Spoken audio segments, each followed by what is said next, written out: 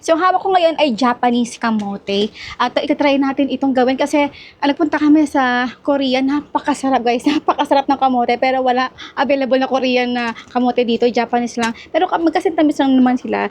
Itatry kong lutuin. At napanood ko na ito sa social media. Kailangan daw ikat ito sa magkabilang dulo. Kasi tayo, di ba, nilalaga lang natin ito. Binoboil lang natin ito with water. Pero ito, itatry natin. Para tingnan natin kung talaga bang effective. Binigyan ako ng banana cue. Tapos ito, hahatiin lang natin ito sa gitna. Ay, hindi na hatiin. Ikakat lang natin ito na ganyan lang siya. Siguro, ano lang. Ano ba to? Mababaw? Yung hiwa natin. Hindi ko pa rin alam. Basta i-score lang natin yung hiwa natin dito. Tapos, 120 per kilo. So, nagpabili ako ng 2 kilo. Ang dami pala ng 1 kilo. So, ito, ipipreheat ko lang muna ng 5 minutes.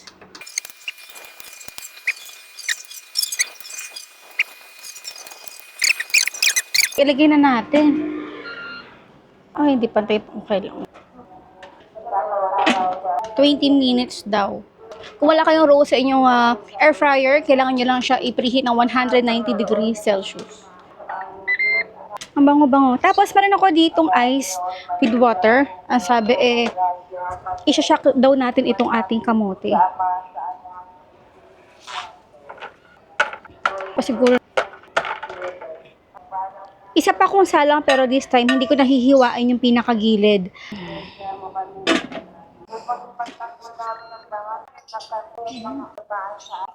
Tapos ilagay na naman natin yung ating unang kamote kanina. Hinaon ko na to, bali binabad ko lang siya ng mga 5 to 7 minutes. So again, 190 degrees Celsius for 20 minutes.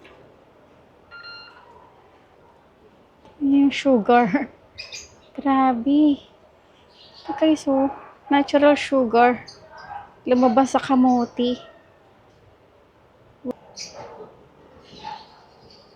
Try na natin. Grabe, oh. Lumalabas talaga yung sugar. Nagkakaramelize na siya. Kain tayo.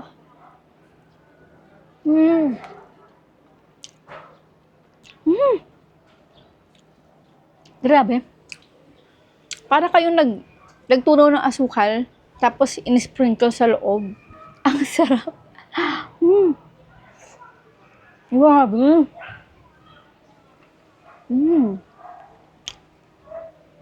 Sobrang sarap. Try nyo yung ganitong technique.